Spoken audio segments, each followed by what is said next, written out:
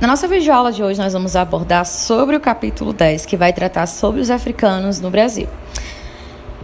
Então, a primeira coisa a compreender e a se perguntar é se existia, se havia escravidão na África antes dos europeus chegar lá. Quando nós falamos de escravidão, nós devemos entender que a escravidão é uma instituição muito antiga e existiu em várias partes da Terra. Na própria África já existiam escravos antes dos europeus chegarem lá no século XV. Segundo a professora Leila Leite Hernandes, ela afirmou que na África podiam ser escravizados por 4 motivos. O primeiro era a guerra por terra e poder entre os diferentes povos. O segundo era a fome, que muitos indivíduos se ofereciam como escravos para ter o que se alimentar. O terceiro foi a punição judicial, que quando o indivíduo cometia um crime, ele era condenado à escravidão. E o quarto era a penhora humana, quando o indivíduo ele se colocava como garantia no empréstimo e se não pagasse, ele seria escravizado.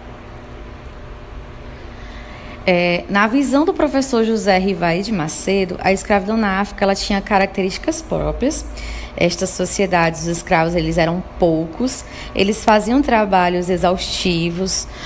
O filho de um homem livre com a escrava nasciam livres e pertenceriam à família do pai. E em algumas sociedades africanas, os escravos eles podiam se casar com pessoas livres. E para entender os mecanismos que levaram à escravidão, nós devemos entender que no século XV, os portugueses chegaram na África e a escravidão ela ganhou um volume e as guerras se multiplicaram. Por um lado, os príncipes e reis africanos eles desejavam armas para manter ou ampliar seu poder. Por outro, os europeus desejavam escravos. E nisto, no território africano, várias guerras começaram com o objetivo de ter prisioneiros para trocá-los por armas ou produtos. Segundo o historiador Manolo Florentino, cerca de 75% dos africanos foram vendidos para a América por meio destas trocas. Eles foram produtos de guerras para obter novos escravos.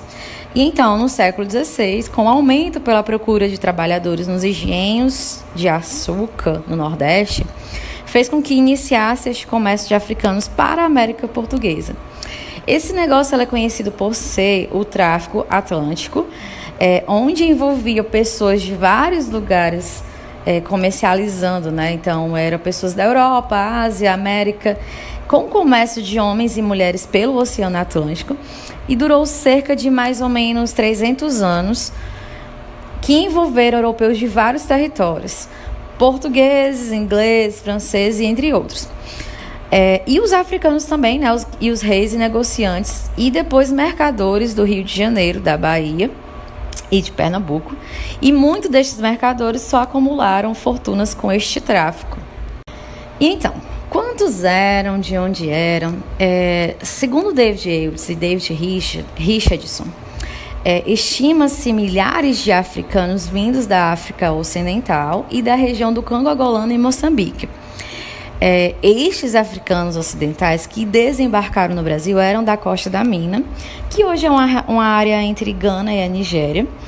E neste território tinham os principais portos e feitorias usados no tráfico de pessoas. A maioria entravam aqui no Brasil por meio dos portos da Bahia e se concentrou no Nordeste também, em Pernambuco e Maranhão. E no século XVIII, com a descoberta de ouro nas Minas Gerais, parte destes africanos ocidentais foram vendidos para as áreas de mineração.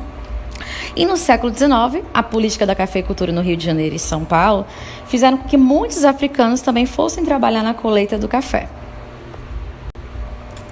Os povos da região Congo-Angolana e Moçambique, eles tinham origem comum. A maioria deles entraram no território brasileiro pelos portos do Rio de Janeiro. E este povo, eles falavam línguas banto e tinham uma certa unidade de cultura. No Rio de Janeiro é considerado o maior porto de escravos da América e os falantes das línguas Kikongo, Kimbundu e Umbundu foram os mais atingidos pelo tráfico e isso explica também a influência no nosso português falado.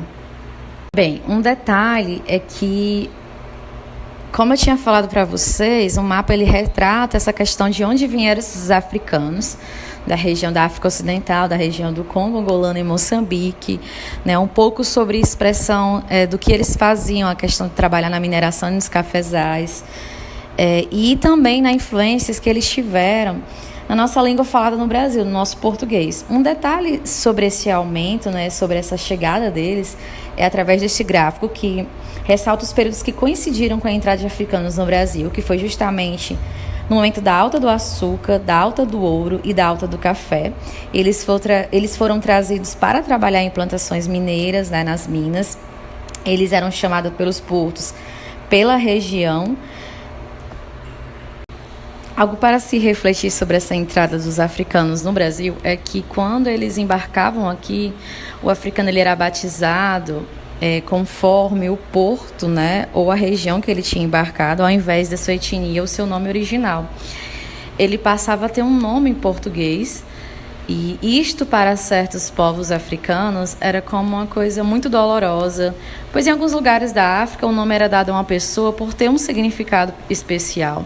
O nome em português dado neste batismo fazia com que apagasse da memória do africano todo o seu passado, sua família, seus amigos, sua língua e o seu lugar de origem. Então, ao trocar este nome, o africano ele perdia justamente a sua origem, a sua etnia.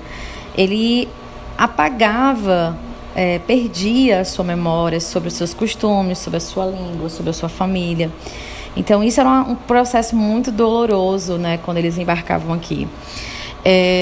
E essa travessia deles pelo meio Atlântico, né, pelo Oceano Atlântico, foram mais ou menos de que forma? Eram homens e mulheres e crianças que eram forçados a embarcar nos navios, e esses navios eles são conhecidos por navios negreiros.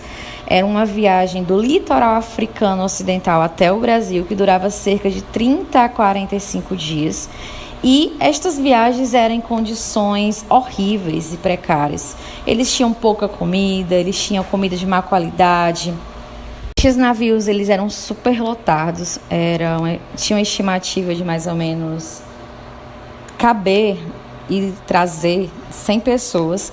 E no caso eles traziam mais do que 100 pessoas. Se o navio cabiam 100, eles traziam 300. E nisto morriam muitas pessoas na travessia. Os traficantes de africanos eles também lucraram muito com os lotes de navios, né, superlotados.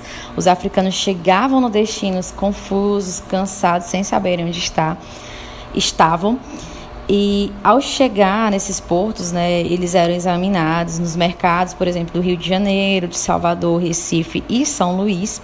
E depois eles eram avaliados por serem homens ou mulheres, e a questão da estrutura física, né, e depois comprados.